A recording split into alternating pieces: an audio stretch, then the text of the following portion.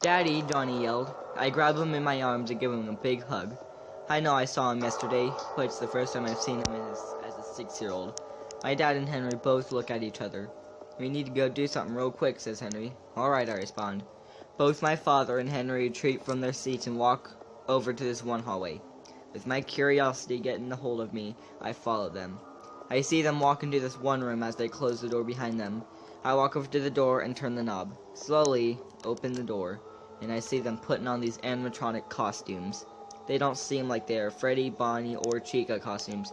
They're both yellow. One seems like Yellow Bonnie, and one seems like Yellow Chica. They both look at me in shock. Father, what are you doing? I ask my dad. Oh, Michael, he says. I didn't expect you to show up here. You might want some explanation, he says. Well, first of all, what are you putting on those suits on? I ask my dad. Okay, let me explain, he says. This one I'm putting on is called Spring Bonnie, he says. That one that Henry's putting on, what we like to call Fredbear, he continues. Fredbear? What's Fredbear, I ask. Well, these two suits we like to do a certain job with, he answers. What job, I ask. It's a job that we would like to keep secret, Henry answered. Alright, I think it's time to go with your son.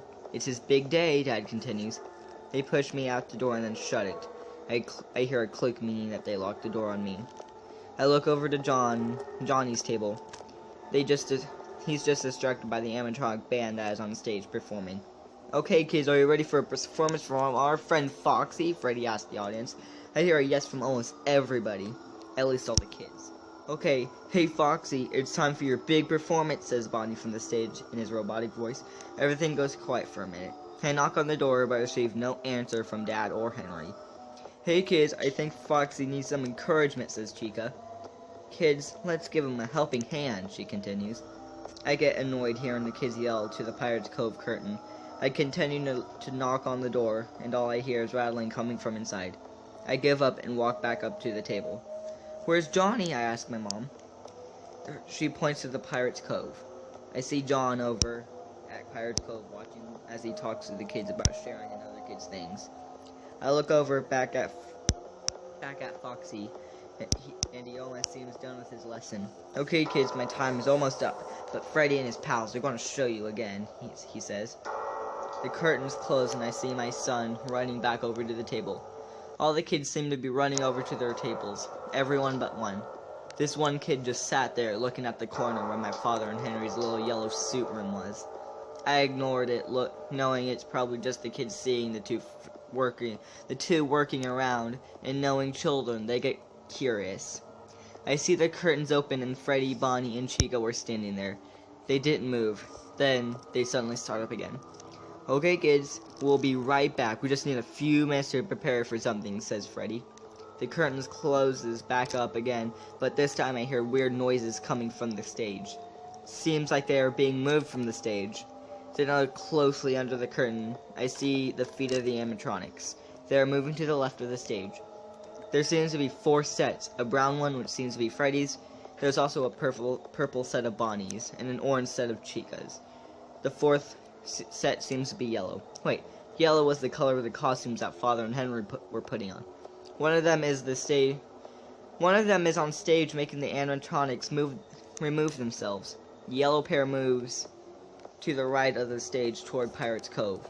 I hear the noises coming from Pirates Cove, so I guess he's being removed as well. I look beside the stage, and the kid that was sitting there was gone.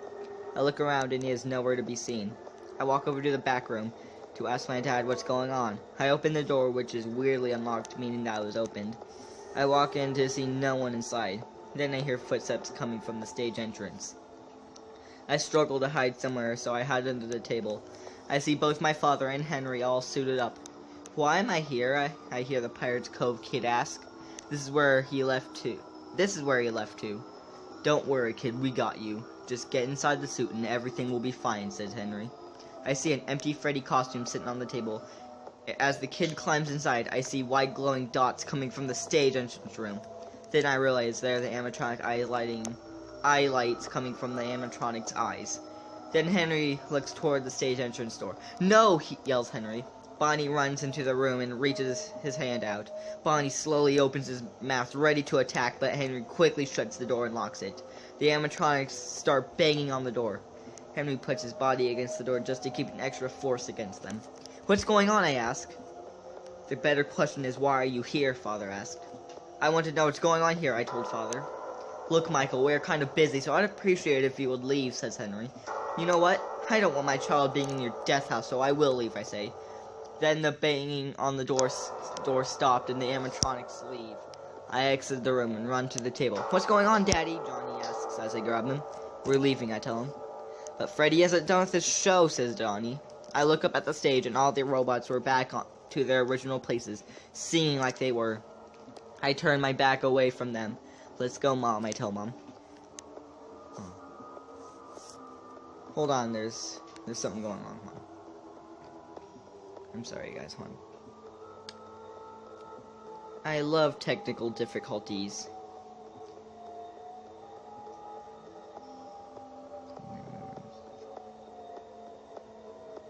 Yep, technical difficulties are my favorite. Okay, I'm back where I were, okay. Let's go again. But Freddy isn't done with his show, says Johnny. I look up at the stage and all the robots were back to their original places, singing like they were. I turn my back away from them. Let's go, Mom, I tell Mom. Without question, she stands up and we walk out of the building. As I close the door, I see my father in the spring Bonnie suit look at me. He places the mask back on his head and walks back into the back room. Michael's house, 1975. I can't believe what happened at the restaurant. What was going on? At first the animatronics were going rogue, but then when we left they were on stage like they always were. I don't know if it's all really complicated. What were Dad and Henry doing with that child? There was also an empty Freddy suit on the table. Then I heard the phone call. I look at the name who was calling me. It said William Afton, my father. I decided not to answer because I need a lot of time to rethink things before talking to my dad again. I let it ring. I need to do something with my son. I feel bad for him because of yesterday. You have one new message from William Afton. Hey, Michael, look, let me explain. Yesterday was a mistake. Tell Johnny I said sorry. It was all my fault. Yesterday obviously wasn't the day. Just let me say something. You might have lots of questions. That child was one of many children. We put them in the robots to give the animatronics life. I'm so sorry, listen. Freddy Fazbear's Pizza is being closed down. Some people saw the scene on the cameras. Apparently they called some people. And later after he left, the place was being surrounded by officers. We fled right before, but we stayed to watch the show. There were even investigators. Yeah, there were investigators. We looked through the windows to see what was going on inside. They studied all the animatronics to find nothing. They even looked through the back room and didn't find the spring-lock suits. The suits were, well, you can say hidden. Anyway, I apologize. I'm sorry such things had to happen. Well, I know you might not want to talk to me for a while. I just want to say I love you and hope you have a good rest of your life. Bye. Point of view, Henry. The workroom, 1975. I can't believe it's closing. All our hard work going to forever be forgotten. It will be buried in lost memories. Well, Freddy Fazbear's Pizza was another period in time. It'll be in the history books. I'll miss those characters. I look at the shelves of dainty plushes. There is a plush for each character. There's a plush for each character. Freddy, Bonnie, Chica, and Foxy. I think I'm going to go back there to give everybody a goodbye. Freddy Fazbear's Pizza, 1975. I arrive at the restaurant. This will be the last time I'm coming here. I walk in to receive a surprise. Afton? William Afton quickly turns to me. Oh, Henry, I didn't expect you to show up, he says. What are you doing here, I ask. Well, I just wanted to visit the characters before you leave, he responded. Same for me, I tell him. We both stand there for a second. What are we going to do with them, I ask. What do you mean, he asks. Well, I thought we were going to take them somewhere, I said. No, we're just going to leave them here, he tells me. I mean, don't you remember what happened a couple years ago, I say to him.